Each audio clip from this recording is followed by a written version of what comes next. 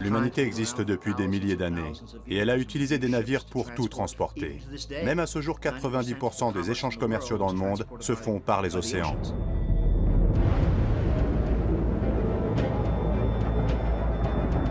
Tout au long du développement des civilisations, malgré les dangers, l'être humain a toujours traversé les océans, au risque d'y perdre la vie. Jusqu'au milieu du XXe siècle, les prévisions météorologiques étaient limitées. Résultat, des milliards de dollars ont probablement été perdus en mer au cours de l'histoire maritime. Combien de navires ont disparu? Et combien de richesses se sont accumulées au fond des océans au fil des siècles? Les fonds marins sont un véritable Eldorado. Il y aurait plus d'or et d'argent au large des Bahamas qu'à la Banque de Madrid. Une nouvelle ruée vers l'or est en train de voir le jour. Une course dans laquelle les chasseurs de trésors côtoient les investisseurs, toujours en quête de nouveaux filons. Alors c'est sûr et certain qu'on va voir un bon résultat si on continue à chercher ces épaves. Combien d'épaves? Et combien de pages oubliées de l'histoire maritime et de notre patrimoine collectif? C'est un héritage très important pour nous tous. Ne pas le commercialiser, ne pas le piller. Les épaves deviennent l'objet d'enjeux stratégiques et économiques, et les gouvernements entrent dans la course. Ces sociétés de chasseurs d'épaves sont en train de tout détruire. Nous n'avons jamais vu un seul cas de bons chasseurs de trésors.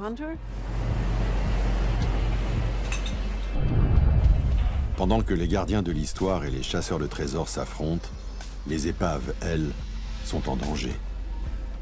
Dans quelques générations, des pans entiers du passé seront détruits. Ce qu'on lèguera aux générations futures sera un électrocardiogramme plat.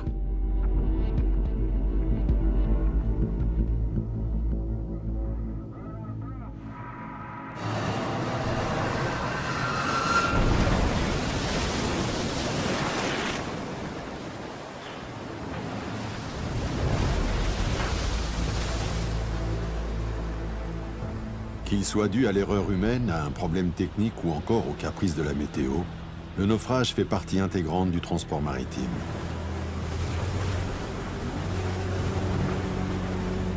Il faut être humble avec la mer. On ne gagne pas contre la mer, on compose avec la mer.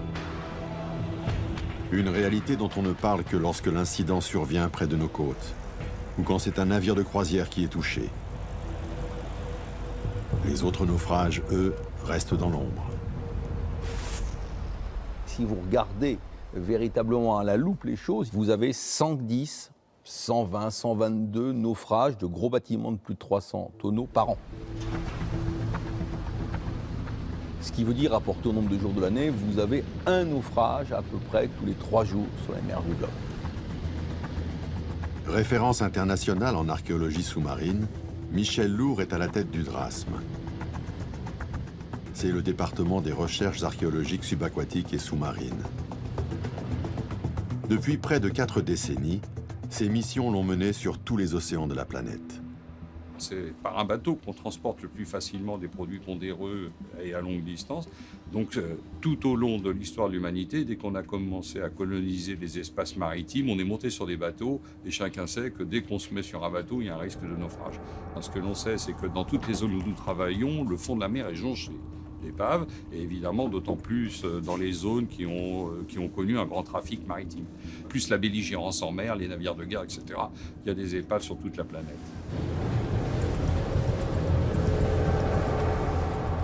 Alimentation, carburant, matières premières ou produits de consommation, 90% de tout ce que nous consommons passe par la mer.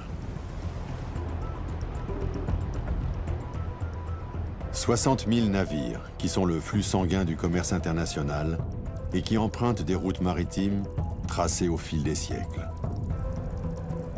Mais combien de bateaux ne sont jamais arrivés à bon port?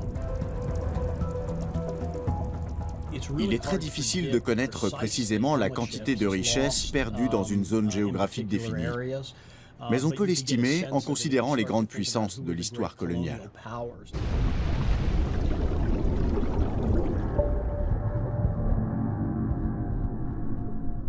Sachant que des navires coulent depuis 2000 ans, est-il raisonnable d'estimer qu'un millier d'entre eux ont sombré chaque année? Oui, je le crois.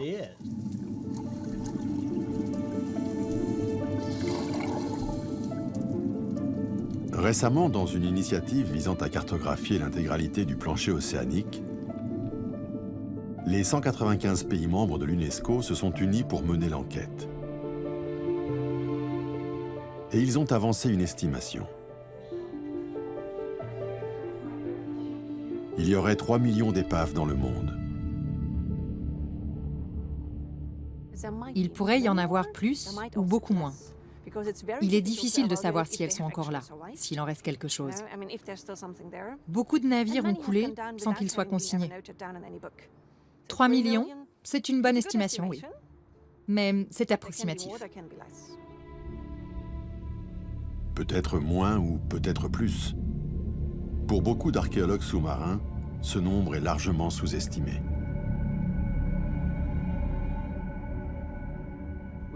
Selon les grandes théories des grands scientifiques, il y aurait 3 millions d'épaves au fond des mers. Mais la vérité, c'est que personne n'en sait rien. Il y aurait 6 000 épaves au large du Royaume-Uni. Mais on sait que tout au long de l'histoire, 37 000 navires ont disparu là. Donc, quel que soit le chiffre avancé, il sera en dessous de la réalité. Les océans recouvrent 70% de la Terre, mais on en a exploré moins de 5%. Qu'est-ce qu'il y a au fond? L'humanité navigue depuis des milliers d'années. Donc je dirais que ce chiffre est réaliste, et même qu'il y a beaucoup plus d'épaves que ce que l'on pense. Nous ne savons rien. Le plus gros des épaves du monde reste à découvrir. Et à mon sens, la plupart se trouvent en mer de Chine méridionale.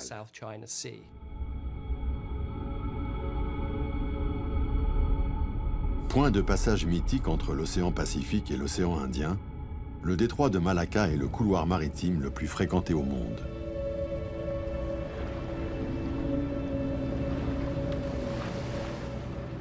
Et Singapour en est le port.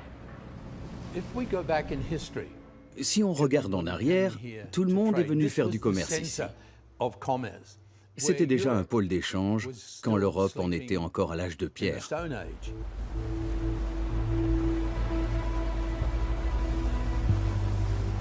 C'est ici que le capitaine britannique Michael Hatcher a fait ses premières armes comme chasseur de trésors.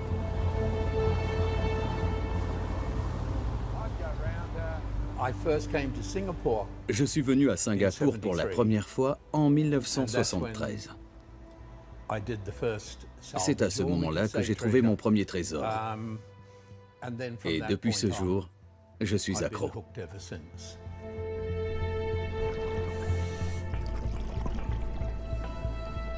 Hatcher vendait au poids l'acier qu'il récupérait sur des épaves de la Seconde Guerre mondiale pour gagner sa vie.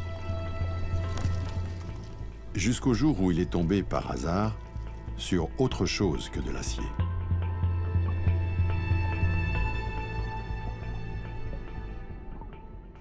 Je ne connaissais rien à la porcelaine.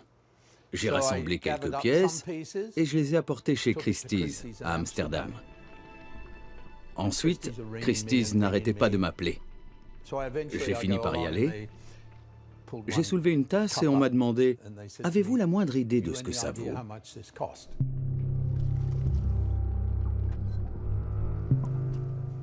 Moi, je dirais 5 $.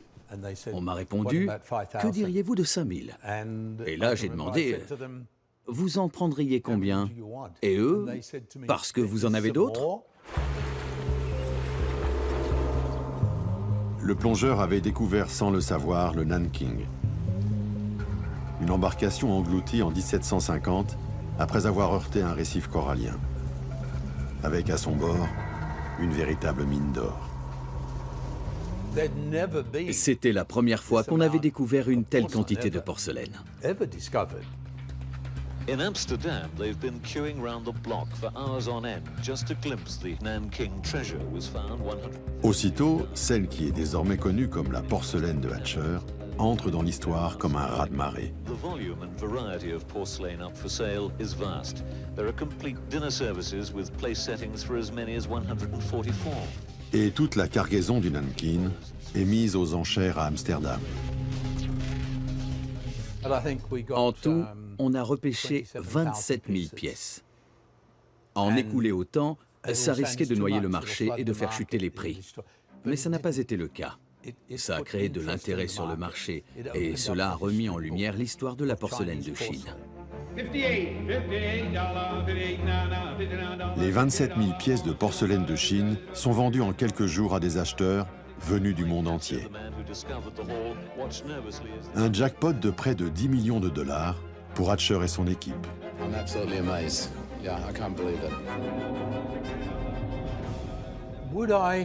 Est-ce que je me qualifierais de chasseur de trésors?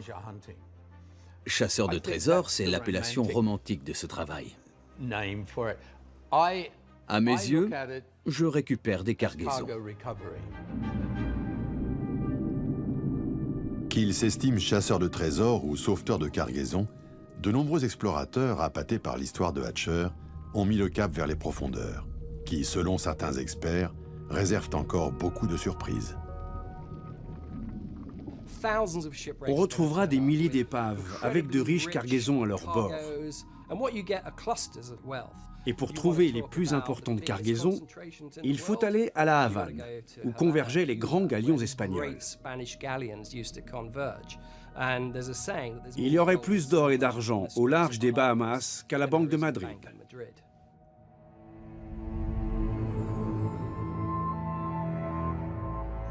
La fièvre de l'or.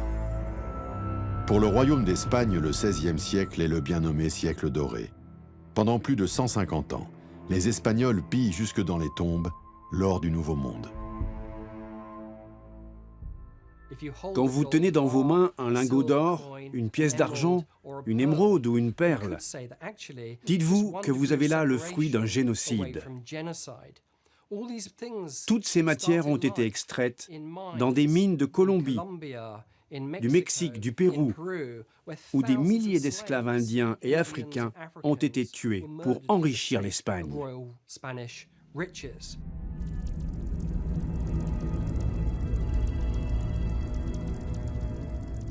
Les trésors volés des Amériques étaient chargés sur de grands voiliers, puis acheminés vers l'île de Cuba. Les galions se regroupaient ensuite en convoi depuis le port de la Havane pour affronter ensemble la traversée de l'Atlantique. À ce moment-là, le trafic naval est très intense. Pendant 150 ans, on voit en moyenne 4000 embarcations par an entrer dans le port de la Havane. À tel point qu'au XVIe siècle, ce n'est pas le littoral de la Havane le plus important. C'est son port, sa baie. Tout au long de ces années, il semblerait qu'il passe par la Havane plus ou moins 200 000 kilos d'or et plus de 16 millions de kilos d'argent. Beaucoup d'or. Il arrive en lingots, en barres, en morceaux, sous toute forme, prêt à être fondu. Mais il arrive aussi sous forme de pièces de monnaie.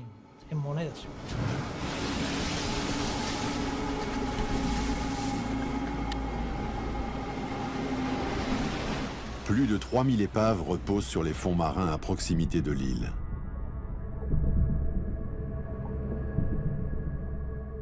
Mais davantage que leur nombre, c'est le montant estimé des cargaisons qui fait tourner la tête des chercheurs de trésors.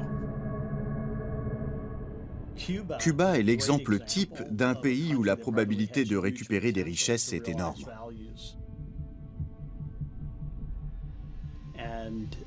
Notre base de données répertorie de nombreuses épaves ayant sombré à Cuba ou à proximité, avec des richesses considérables. Une seule cargaison vaudrait des centaines de milliers de dollars. « 4 millions de tonnes d'or et d'argent ont ainsi franchi l'Atlantique. Tout au long des grandes routes maritimes de la planète, les navires en déroute ont dispersé leurs richesses au fond des océans. Et selon les experts, les quantités sont vertigineuses. Dans notre base de données de plus de 10 000 épaves, une centaine ont une valeur d'au moins 50 millions de dollars. Certaines pourraient valoir plus d'1 milliard de dollars. Ça permet d'imaginer la quantité de richesses perdues par accident dans l'océan en 2000 ans de transport maritime.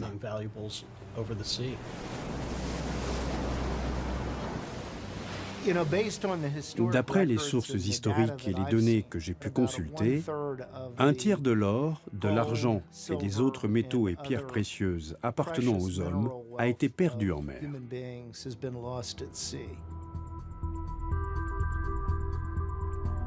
La découverte de ces épaves représente à terme la promesse d'un nouveau filon économique, estimé en milliards de dollars. Et cela n'a pas échappé au flair des investisseurs et des gestionnaires de capitaux en métaux précieux, ici réunis à Zurich. Moi, je vois il y a une grosse richesse qui reste dans ces épaves. Ça représente une ressource de, je crois que c'est 100 milliards. C'est sûr que 100 milliards, c'est une ressource économique assez importante. Alors, c'est sûr et certain qu'on va voir un bon résultat si on continue à chercher ces épaves, les richesses qui étaient mises en place par les ancêtres. Une mine d'or, peut-être, mais le gisement n'est pas à ciel ouvert. Encore faut-il localiser les épaves susceptibles de contenir ces métaux précieux. C'est ici, à Séville, que les archéologues, les scientifiques et les chasseurs de trésors se sont tous donné rendez-vous. Quand un bateau sombrait, la bureaucratie était très stricte. S'il y avait des survivants, on communiquait des informations conservées dans les archives sur les circonstances du naufrage, le temps qu'il faisait, et de nombreux détails.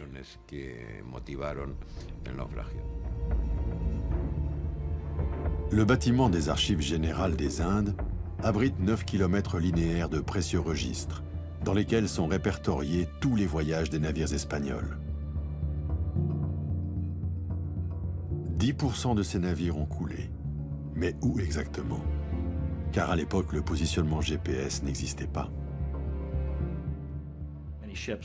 De nombreux navires ont quitté le Nouveau Monde chargés d'or et d'argent, et beaucoup ont coulé. Mais il existe très peu de données de navigation.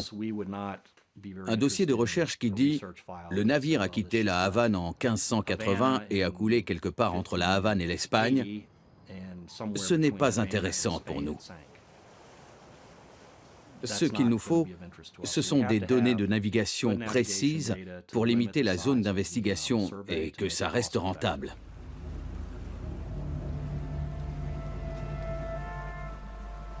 Si les cartes et les registres d'époque manquent de précision, les avancées technologiques de ces dernières années permettent aujourd'hui de combler les lacunes d'hier. Trouver une aiguille dans une botte de foin est désormais chose possible, même si cela reste laborieux. Nous délimitons une zone de recherche. Ensuite, notre navire sondeur se rend dans cette zone et déploie notre sonar qu'on remorque avec nous. Nous cartographions méthodiquement le fond marin en le sondant jusqu'à ce qu'on trouve l'épave ou qu'on abandonne. Désormais, avec l'avènement des véhicules sous-marins autonomes, de la technologie robotique, des nouveaux capteurs, le travail des explorateurs est plus facile et plus rentable. Le sonar permet de détecter des objets d'1 centimètre de large. Le laser va même jusqu'à une largeur d'1 millimètre. Les outils s'affinent. Désormais, la photogrammétrie permet de reconstruire virtuellement les fonds marins. La technologie a pulvérisé la barrière des profondeurs. Les limites de la plongée scientifique, ça tourne autour de 60-70 mètres. On arriverait à réunir une équipe pluridisciplinaire. Au-delà, ça devient très illusoire. Et au-delà de 300 mètres, de toute façon, l'humain n'a plus sa place.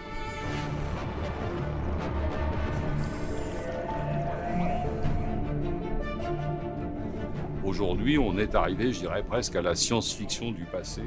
Continue comme ça, Vincent. Il y a simplement 5-6 ans, on parlait de la profondeur, et aujourd'hui, c'est devenu notre quotidien. Presque aucune zone du fond des océans n'est inaccessible. À partir de 150 mètres, la profondeur de la Manche, jusqu'à 4800 mètres dans l'Atlantique. C'est-à-dire 1600 mètres plus profond que l'épave du Titanic. Le futur est là, les robots existent. Bien que le Titanic repose à 3800 mètres de fond, il y a déjà 20 ans que son épave a été explorée. Où qu'elles soient, les épaves ne sont plus à l'abri de l'avidité humaine. Et les immenses richesses qu'elles recèlent suscitent la convoitise des États eux-mêmes, qui, eux aussi, sont entrés dans la course au trésor. Hemos encontrado 307 años después de su hundimiento el galeón San José. Trouver le San José, ce galion espagnol coulé en 1708 par la marine britannique au large de Carthagène, était un pari de Juan Manuel Santos, alors président de la Colombie. C'est en 2015, après des années de recherche, que son équipe localise le galion au large de la côte colombienne, par 300 mètres de fond. On a affaire à un navire du roi d'Espagne qui transporte une cargaison extrêmement importante. On l'estime à 200 tonnes d'or, plus une masse non négligeable, semble-t-il, d'émeraudes.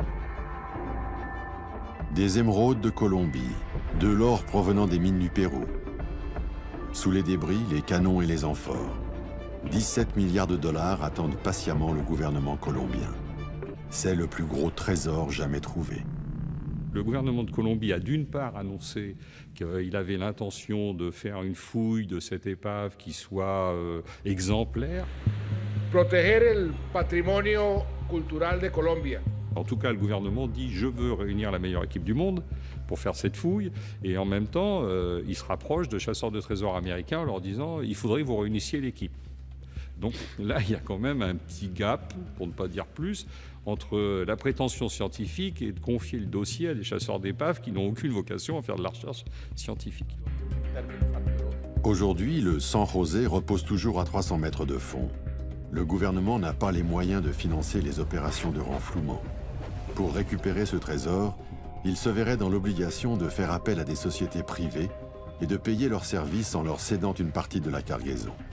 Une pratique férocement condamnée par les institutions de protection du patrimoine, comme l'UNESCO.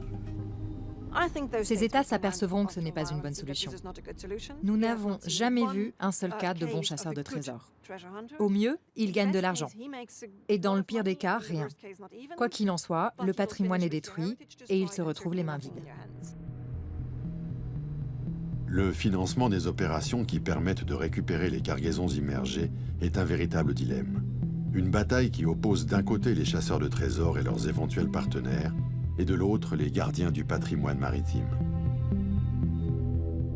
Explorer les profondeurs, ce n'est pas donné. Si vous voulez un navire capable de lâcher un véhicule télécommandé, il faut compter 35 000 $ par jour. Et si vous voulez récupérer un navire de la Seconde Guerre mondiale à 4000 mètres de profondeur, il faut ajouter un zéro. Les opérations de recherche en eau profonde coûtent très cher, entre 1 et 3 millions de dollars par mois.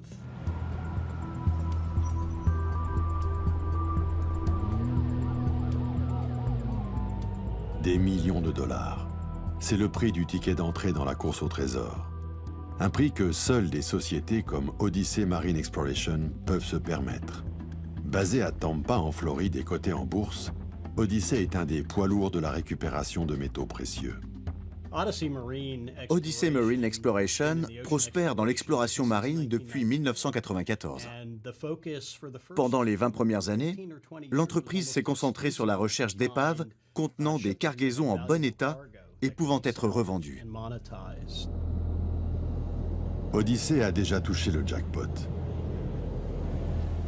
En 2007, la société privée débarque sur l'aéroport de Tampa 17 tonnes d'or et d'argent en pièces et en lingots. Le magot provient d'une frégate espagnole baptisée Nuestra Señora de las Mercedes et coulée en 1804 au large des côtes du Portugal.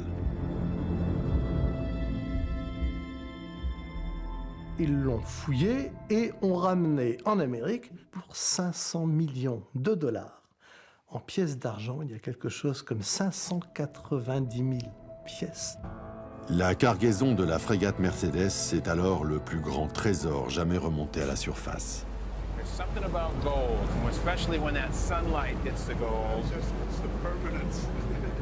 Odyssée aura mis 10 ans pour localiser l'épave, puis remonter le trésor.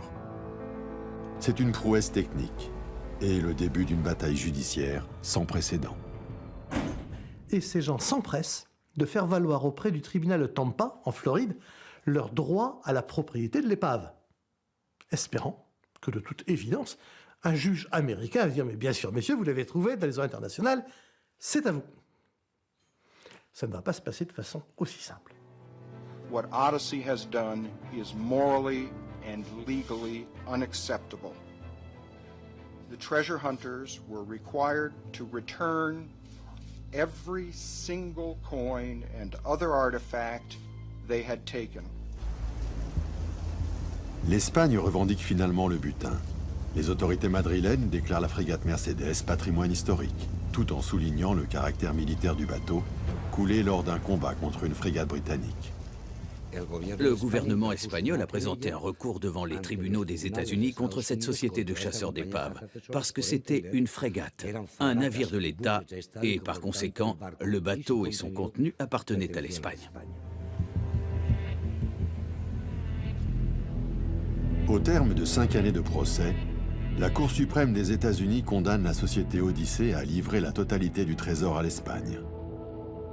Cette décision est une première. Elle est basée sur un principe du droit américain, l'immunité souveraine, qui considère qu'un navire, s'il est militaire, restera toujours la propriété du pays dont il bat pavillon. Immédiatement, 2 avions de l'armée espagnole, accompagnés de la garde civile, sont allés aux États-Unis récupérer les 600 000 pièces d'or qui étaient retenues par la garde nationale américaine et sont rentrés en Espagne. This is historical heritage. This is not to be sold. This is to go to a museum, but we have to fight against those who go and salvage sunken objects. Les chasseurs d'épaves, si on ne les arrête pas de manière très ferme, et si l'opinion mondiale ne les condamne pas très sévèrement, en 10 ans, ils vont faire disparaître tout ce patrimoine collectif que sont les navires qui ont coulé à travers les âges. Ces sociétés de chasseurs d'épaves sont en train de faire disparaître des pans entiers de l'histoire. Les 600 000 pièces sont confiées au Musée national de Carthagène en Espagne, qui en expose quelques exemplaires et conserve le reste du butin dans une chambre forte. Nous avons remonté 600 000 pièces, presque toutes identiques. 600 000 exemplaires du même objet. On a gardé un échantillon représentatif et on a photographié chaque face des pièces en haute définition. Le cas de la frégate Mercedes est emblématique de cette guerre qui oppose dans un camp ceux qui récupèrent les trésors et visent le profit, et dans l'autre ceux qui entendent les conserver. Ce n'est pas un patrimoine.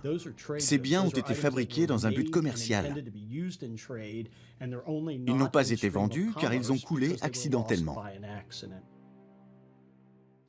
Vendons 590 000 des 600 000 pièces aux collectionneurs et laissons les pays profiter des retombées économiques.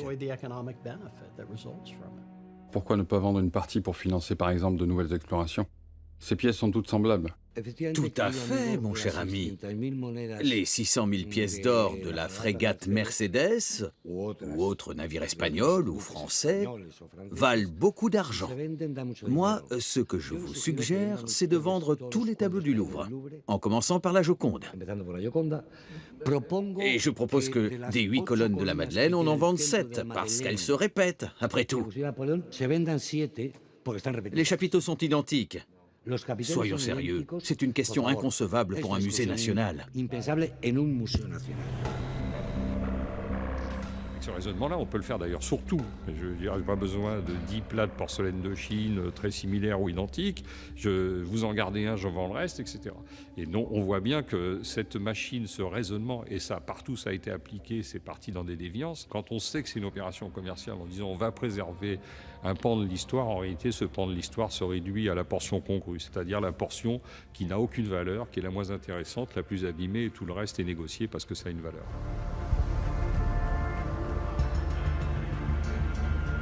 Si les chasseurs de trésors sont les seuls capables d'accéder aux épaves, comment s'assurer qu'ils ne détruiront pas les objets sans valeur marchande pour optimiser leurs coûts et remonter un maximum de biens de valeur en un minimum de temps? Selon eux, la position des archéologues et des institutions en matière de protection du patrimoine n'est pas réaliste. La communauté scientifique, qui influence la politique gouvernementale, est très opposée à un modèle commercial. Ne pas intervenir semble être la tendance au niveau mondial. L'ONU, via l'UNESCO, qui est l'entité concernée par le sujet en son sein, préfère que les objets soient laissés in situ. Puisqu'ils sont là, laissez-les. Odyssée et la majorité des sociétés de récupération de trésors fondent leur discours sur l'un des paragraphes de la Convention de l'UNESCO. Il y est écrit noir sur blanc que la préservation in situ doit être une priorité. Selon eux, cette convention ferme la porte à tout type d'exploitation. C'est complètement faux. L'UNESCO ne dit pas qu'il faut laisser les objets au fond des mers. L'UNESCO dit qu'il faut les laisser sur place, jusqu'à ce qu'on ait les moyens techniques et d'investigation pour garantir une procédure correcte.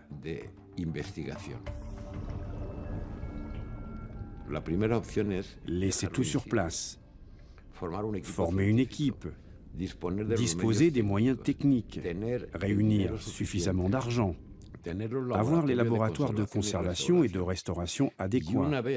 Et, une fois ces conditions réunies, on peut commencer les fouilles.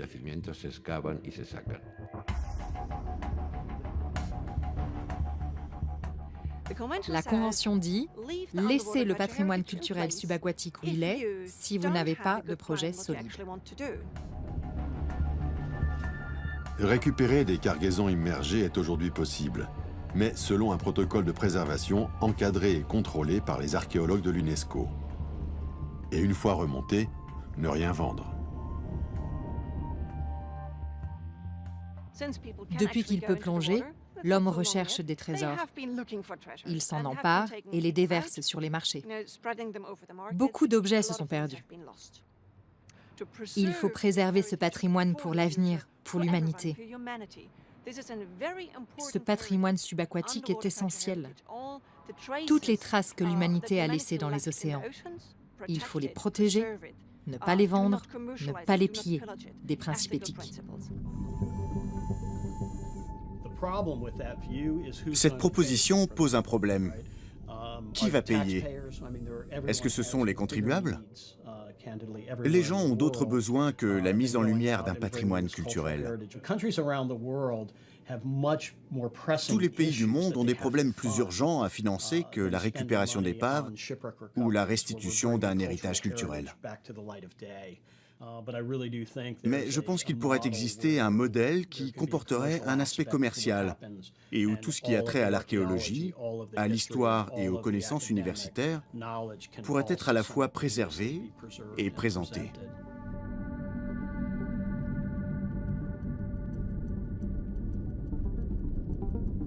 Une autre épave, trouvée par Odyssée, a montré récemment qu'une collaboration entre des entreprises privées et le secteur public pouvait s'avérer gagnant-gagnant. Celle du SS Gersopa.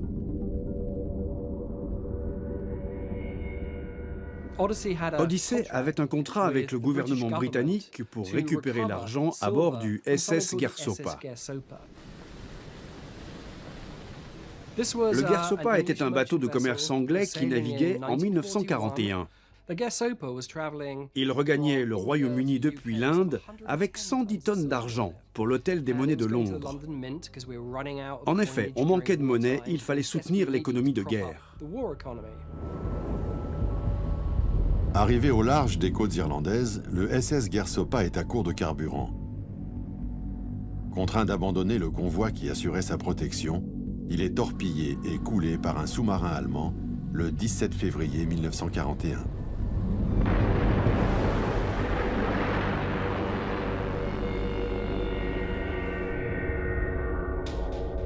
L'épave est localisée en 2011. Elle gît dans les abysses à 4800 mètres de fond. Grâce à une prouesse technique sans précédent, la société Odyssey, mandatée par le gouvernement britannique, remontera plus de 60 tonnes d'argent, sous forme de lingots. On a récupéré l'argent à 4800 mètres de profondeur. C'est 1600 mètres de plus que le Titanic. Et puis l'argent était fondu.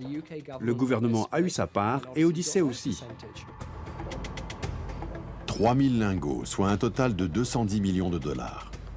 Un jackpot que se sont partagés Odyssey et le Trésor public britannique. Et l'histoire ne s'arrête pas là. Mais vers la fin de l'exploration, on remontait autant de bouts que de lingots. On m'a demandé de chercher une solution. Grâce à l'argent déjà récupéré, on a envoyé les blocs de boue dans un laboratoire pour les analyser et les conserver. C'était imprévisible, mais on a pu sortir de l'obscurité environ 600 lettres.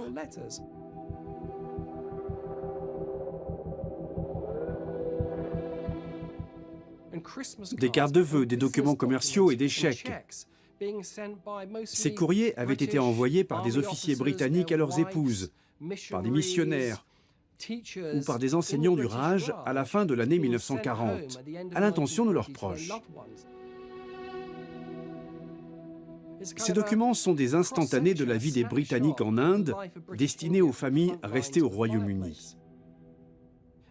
Cette découverte est très précieuse. Elle permet de connaître la véritable histoire du SS Gersopa. Ça donne un aperçu des bienfaits qui peuvent découler d'une approche commerciale. Cette approche a permis de financer la recherche scientifique. Ici, c'est le modèle commercial qui a permis un recours à la science.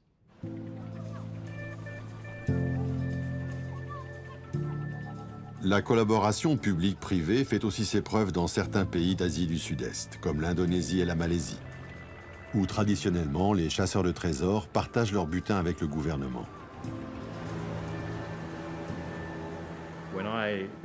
À mes débuts dans le métier, j'opérais en Indonésie, au Vietnam et en Malaisie.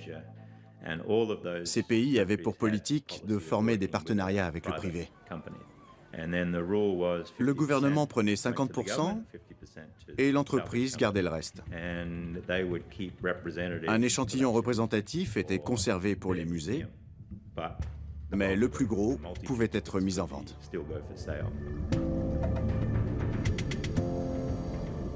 Ces accords ont permis au gouvernement de financer la recherche d'épaves et d'enrichir leurs musées sans avoir à supporter les frais d'exploration. Bien que l'ensemble des risques soit à la charge des chasseurs d'épaves, au final, la part du trésor qui leur revient permet de financer les fouilles. Ils travaillent en partenariat avec des sociétés privées qui apportent l'argent et qui assument tous les risques. Des risques qui sont très importants. L'un des dangers est politique. On peut avoir un contrat avec l'État et quand on remonte un trésor, il peut très bien vous remercier et tout garder. C'est déjà arrivé. Mais suite aux abus de certains chasseurs d'épaves, accusés de ne pas déclarer une partie des trésors, le gouvernement indonésien a décidé de ne plus délivrer de licence d'exploration. Hélas, le résultat ne fut pas celui escompté. Les politiques changent aussi. En 2010, l'Indonésie a suspendu l'octroi de permis. Ce moratoire a surtout donné le champ libre aux pillards. Aujourd'hui, il y a énormément de pillages.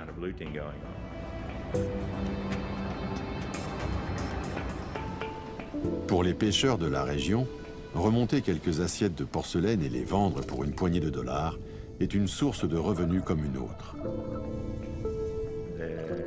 Ils ne roulent pas sur l'or, et il faut bien manger. Il est très tentant de plonger et de piller l'épave. Ils n'ont pas d'autre choix. Voilà ce qui se passe. Les épaves sont détruites et dynamitées par des pêcheurs à la recherche de trésors à revendre. En quelques années, le marché noir s'est organisé et l'Indonésie est devenue la capitale mondiale du trafic d'antiquités sous-marines.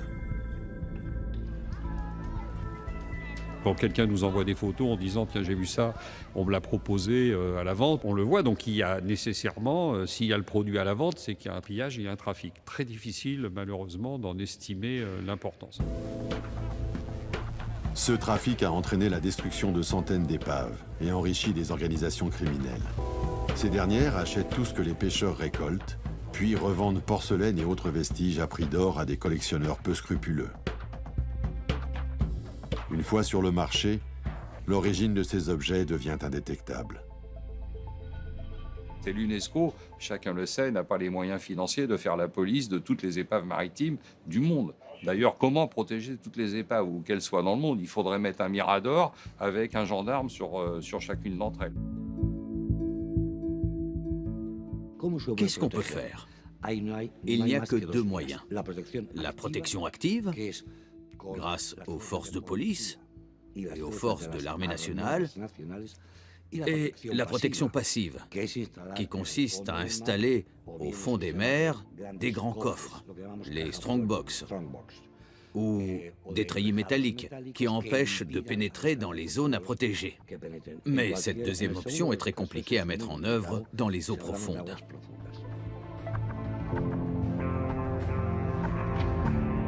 Certains sites archéologiques facilement accessibles ont fait l'objet de mesures de protection mises en place par l'UNESCO. Ces mesures restent anecdotiques car elles ne protègent que des épaves connues et déjà vidées de leur cargaison.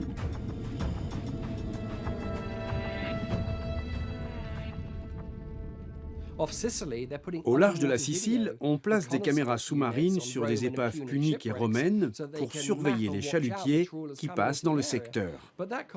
L'installation coûte 150 000 € et la maintenance 50 000 € par an. Qui va payer ?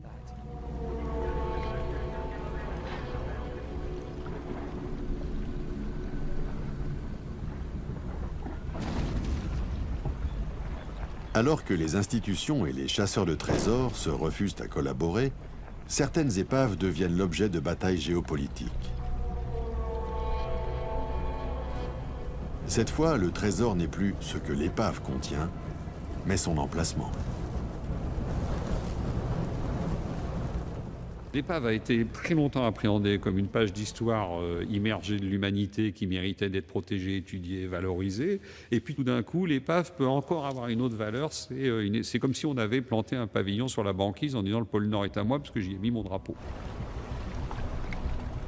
Depuis plusieurs décennies, le Canada finançait la recherche de deux épaves, l'Erebus et le Terror, disparus en 1845.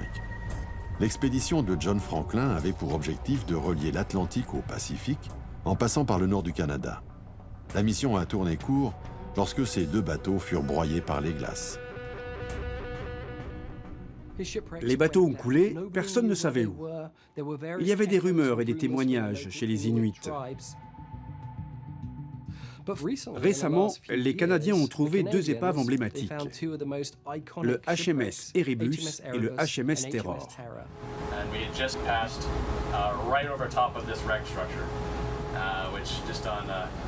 I think we could tell exactly what it was in a few seconds. It's definitely a shipwreck. What was the reaction like? Winning the Stanley Cup. Ça pourrait avoir l'air d'une aventure à la Indiana Jones.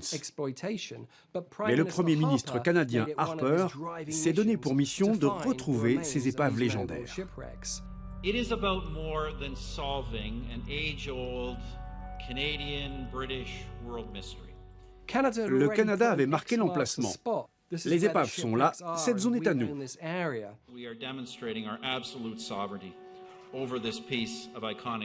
La souveraineté de cette zone maritime est contestée. Des pays comme les États-Unis considèrent cette route commerciale comme un détroit international, et donc de libre accès. Mais le gouvernement canadien, lui, considère ce passage stratégique comme faisant partie intégrante de ses eaux intérieures. C'est un des deux points les plus sensibles sur le plan géopolitique avec la mer de Chine méridionale. L'Amérique, ainsi que plusieurs autres pays, revendiquent le passage du Nord-Ouest comme voie internationale. La découverte de ces épaves est aujourd'hui un argument supplémentaire pour le gouvernement canadien. En contrôlant ce passage, qui permet de réduire d'un tiers le trajet entre l'Atlantique Nord et l'océan Pacifique, le Canada pourrait alors imposer ses tarifs à tous les navires qui franchiraient le passage du Nord-Ouest.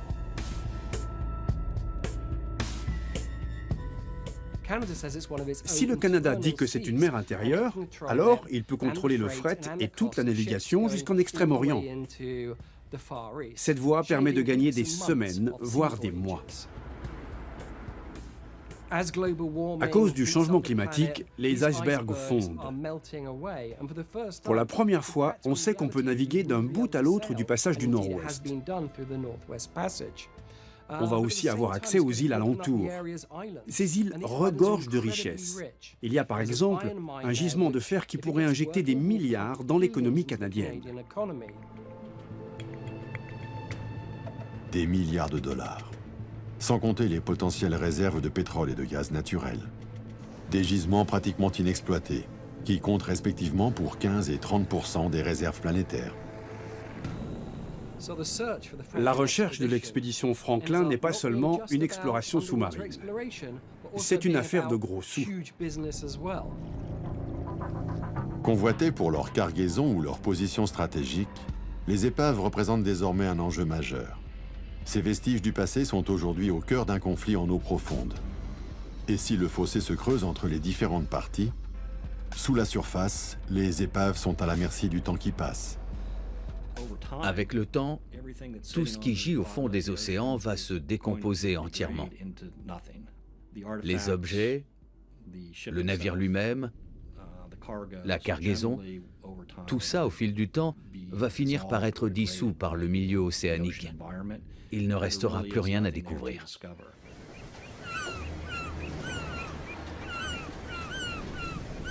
L'acidification des océans, à l'origine de la disparition des récifs coralliens et de nombreuses espèces marines, n'épargne pas les épaves. Mais une autre menace existe, celle de la pêche, en particulier du chalutage de grand fond. Le chalutage de grand fond menace l'archéologie sous-marine.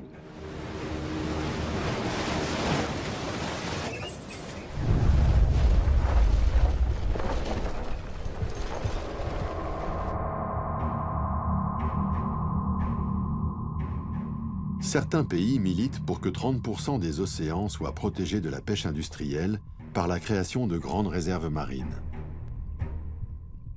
Nous, on a vu revenir des morceaux d'épave tractés par des chaluts qui passent à 1500, 1800 mètres de fond. Ça en dit long. Et pratiquement dans la zone 300, 700 mètres, dans les zones où il y a du chalutage, quasiment, je dirais, 8 épaves sur 10 sont ensachées dans des chaluts. Tous les ans, des chalutiers ratissent le sol marin sur une superficie égale à celle du Congo, de l'Inde et du Brésil réunis. Si un chalutier passe sur une épave, il la détruit. Les dégâts sont irréversibles. Le chalutage de grand fond est une technique devenue courante et globale. Une année de pêche profonde a un impact 800 fois plus important sur les fonds marins que la pêche traditionnelle. Mais comment réduire l'impact d'une industrie que la demande a rendue imparable? La pêche rapporte 93 milliards de dollars par an. Elle emploie 45 millions de personnes. C'est une industrie gigantesque.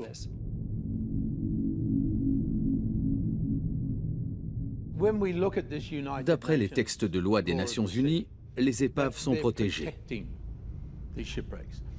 Mais aujourd'hui, il y a des chalutiers énormes.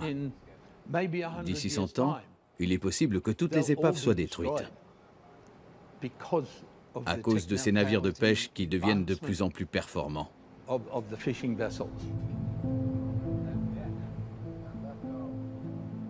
Si l'on ajoute à la pêche sur les grands fonds marins l'impact de la prospection de gaz et de pétrole offshore, plus la prolifération des câbles sous-marins, dans 30 ans, toutes les épaves auront disparu.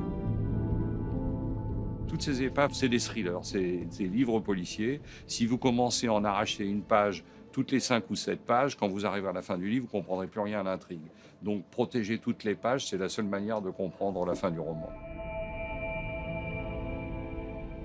Il est très important de protéger et d'étudier ces richesses, mais aussi de les offrir au public. Appréciez ce patrimoine, il vous appartient. Et il faut le protéger parce qu'il vous appartient.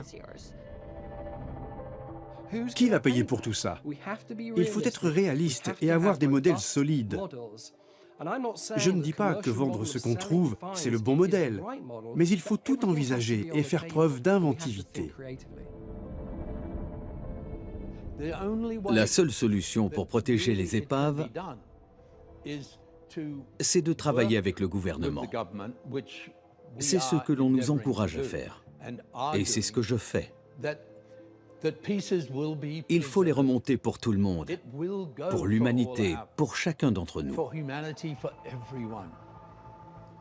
Si on ne fait pas ça, ce sera perdu. Tout sera perdu pour toujours. Allons-nous ouvrir les yeux et sauver les épaves d'une disparition annoncée? Les institutions comme l'UNESCO, les archéologues et les chasseurs de trésors resteront-ils figés sur leur position? Ou sauront-ils se parler et relever l'un des grands défis culturels de ce siècle?